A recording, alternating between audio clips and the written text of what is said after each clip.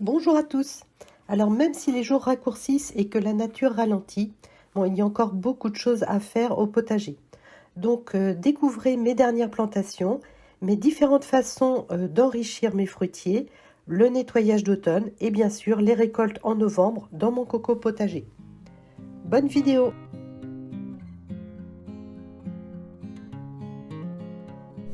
Alors au final, j'ai retiré les poireaux qui étaient dans le fond de la serre pour mettre à la place les mâches que j'ai semées fin septembre. Alors j'ai rajouté un petit peu de fumier de bovin et là c'est la coquille de louvier. Donc cette mâche-là viendra en relais de celle que j'ai semée mi-juillet et début septembre.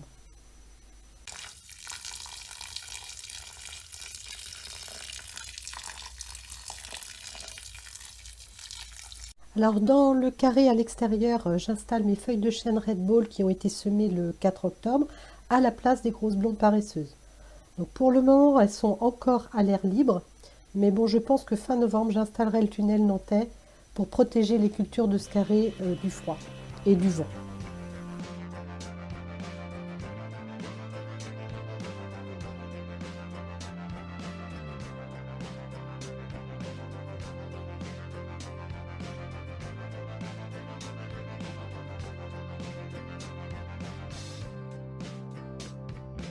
Et début novembre, je plante aussi les rougettes de Montpellier semées fin septembre. Donc comme ça, j'en aurai sous serre et d'autres en extérieur.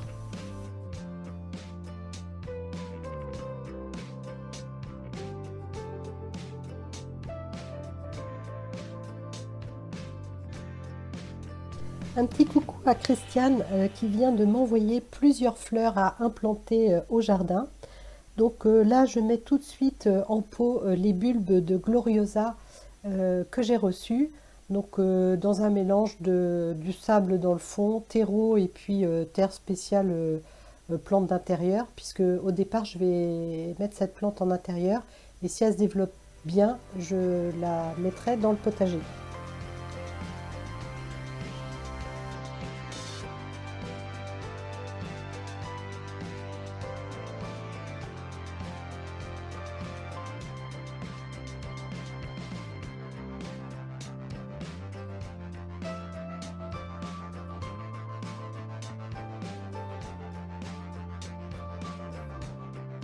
Alors début juin, j'avais semé des myosotis pour mettre au pied de mes framboisiers. Mais ils ont dû passer l'été en godet et avec des arrosages pas forcément très réguliers. Si bien que je les pensais perdus, d'autant plus qu'ils avaient aussi l'oïdium. Mais bon, grâce à leur système racinaire qui était quand même pas mal développé, en fait, en les rempotant, j'ai réussi à les sauver. Et certains ont été implantés dans des carrés. Et là, il m'en reste 3 que je vais enfin pouvoir mettre au pied des framboisiers.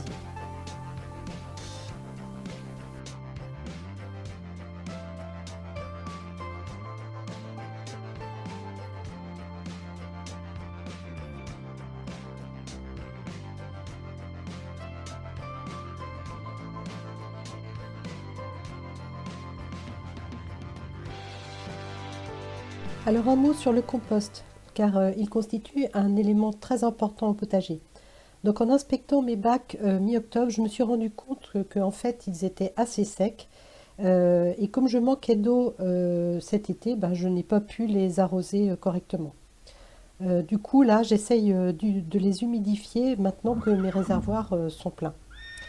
Bon, j'ai quand même pu récupérer dans le fond du compost, du compost bien mûr que je vais utiliser au fil de mes plantations.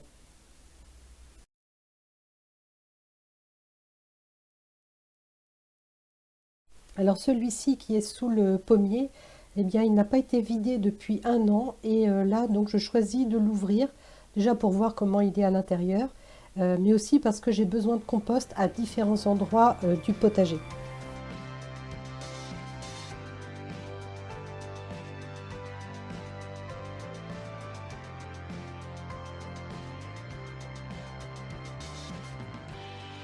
Alors je vais m'en servir pour remplir à nouveau mon carré de 80 par 80 que je n'ai pas utilisé pratiquement cet été, mais aussi pour mettre au pied des fruitiers de la rhubarbe, et puis vous ne le verrez pas, mais au pied de mes rosiers. Donc au final, ben, je n'ai récupéré que la moitié du volume, alors que l'année dernière, j'avais pu tout utiliser sur ce compost à la même époque, hein.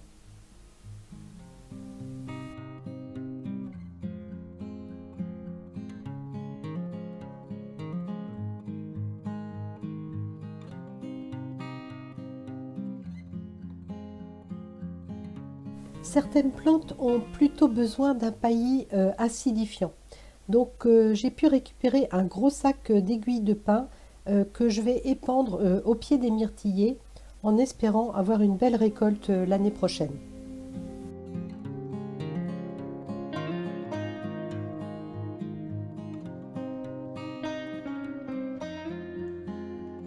Pour mes hortensias, j'avais pu mettre une petite partie de la taille des tuyas, mais je peux aussi les pailler avec ce qu'il me reste des aiguilles de pin. Ça fera l'affaire exactement pareil. Ça fait pareil aussi pour les azalées, hein. Et puis, puisqu'on voit les hortensias, je ne vais les tailler qu'au mois de mars.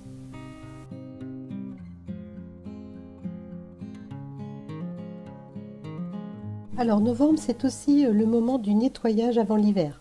Donc, je fais toujours attention à ce que mes nichoirs soient propres et vidés de leur nid pour permettre aux prochaines mésanges de nidifier. Bon, en automne-hiver, je savais aussi que les nichoirs peuvent constituer des abris. Mais j'ai pu le constater de visu parce qu'à l'occasion du décrochage d'un nichoir, ben, j'ai une mésange qui s'est envolée vraiment sous mes yeux. Elle était cachée à l'intérieur.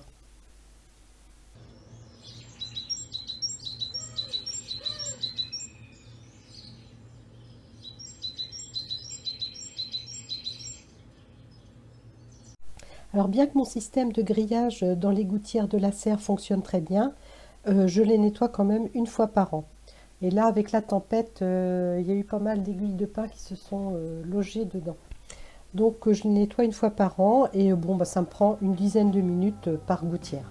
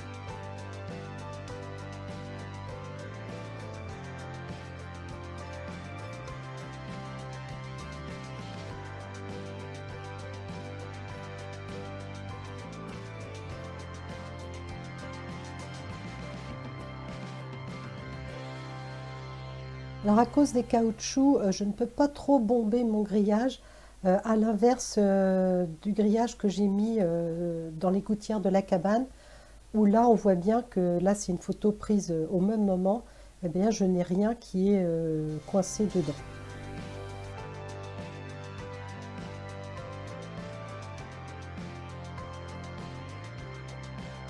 Et comme chaque mois, je vous montre en musique mes récoltes en cours.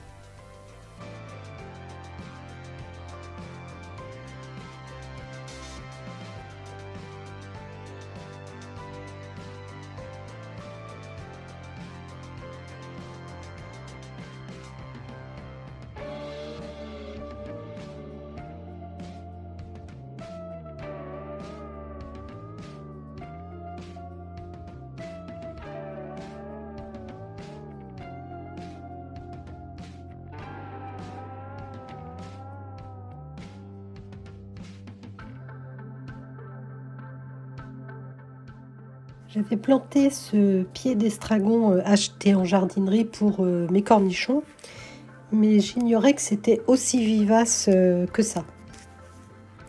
Donc on peut en fin d'automne le rabattre sévèrement. Il repartira l'année prochaine, c'est sûr.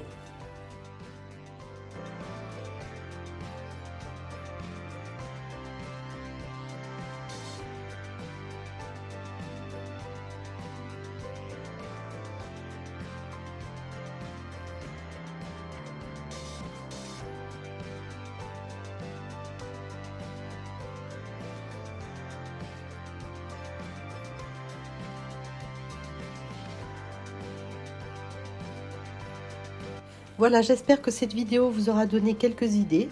Merci encore à tous de suivre mes vidéos. Je vous souhaite une bonne journée et à bientôt.